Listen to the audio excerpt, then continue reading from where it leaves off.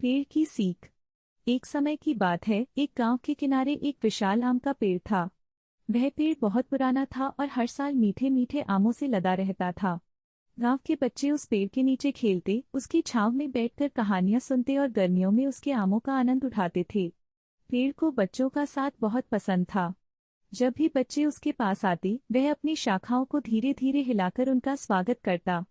बच्चों में सबसे प्यारा बच्चा था नन्हा गुड्डू, जो हर दिन पेड़ के नीचे आता और पेड़ से बातें करता।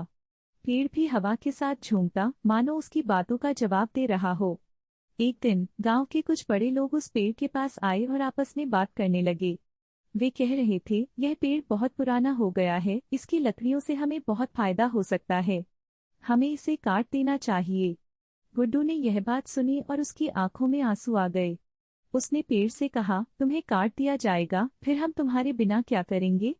मैं तुम्हारे बिना कैसे रहूंगा? पेड़ ने धीरे से हवा में अपनी शाखाएं हिलाईं और कहा, गुड्डू, चिंता मत करो, मैं हमेशा तुम्हारे साथ हूँ। मैं सिर्फ एक पेड़ नहीं हूँ, मैं तुम्हारा दोस्त हूँ, जो तुम्हें सीख और जीवन देने के लिए यहाँ हूँ। गुड्डू ने रोते हुए कहा, लेकिन अगर तुम्हें काट दिया गया तो तुम हमें छांव कैसे दोगे? हमें मीठे आम कैसे मिलेंगे? पेड़ ने समझाते हुए कहा, सुनो गुड्डू, मैं तुम्हें एक महत्वपूर्ण बात सिखाना चाहता हूँ। जीवन में सबसे बड़ी बात है दूसरों की मदद करना। मैंने सालों तक तुम सबको छांव दी, फल दिए और हवा से तुम्हें ठंडक पहुंचाई। अगर लोग मुझे काटते हैं और मेरी लकड़ियों का इस्तेमाल करते हैं, तो मैं उनके लिए घर बन सकता हूँ, फर्नीचर बन सकता हूँ और उनकी जरूरतें पूरी कर सकता हूँ। जीवन का असली मतलब है दूसरों के लिए उपयोगी बनना। गुड्डू ने सोचा और फिर कहा, तो तुम हमें सिखा रहे हो कि हमें भी दूसरों की मदद करनी चाहिए, चाहे हमारी मदद किसी और रूप में हो। पेड़ ने मुस्कुराते हुए कहा, बिल्कुल सही गुड्डू।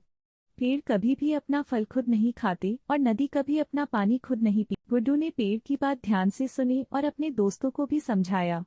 उसने कहा, पेड़ हमें जीवन की सबसे बड़ी सीख दे रहे हैं। हमें भी अपनी जिंदगी में दूसरों के काम आना चाहिए, चाहे हम छोटे हों या बड़े।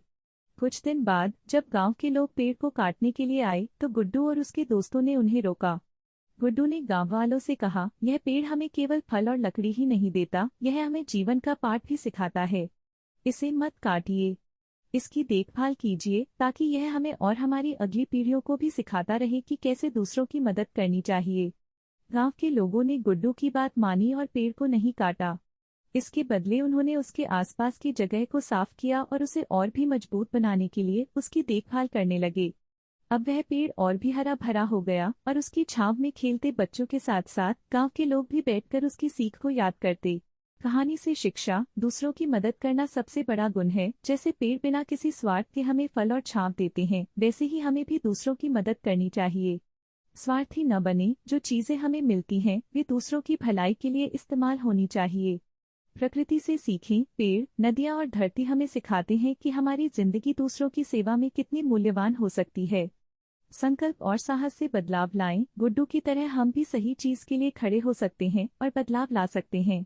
इस कहानी ने गांव के सभी बच्चों को सिखा दिया कि सच्चा सुख दूसरों की भलाई में है और हमें अपने जीवन की हर छोटी बड़ी चीज से कुछ नया सीखने की कोशिश करनी चाहिए।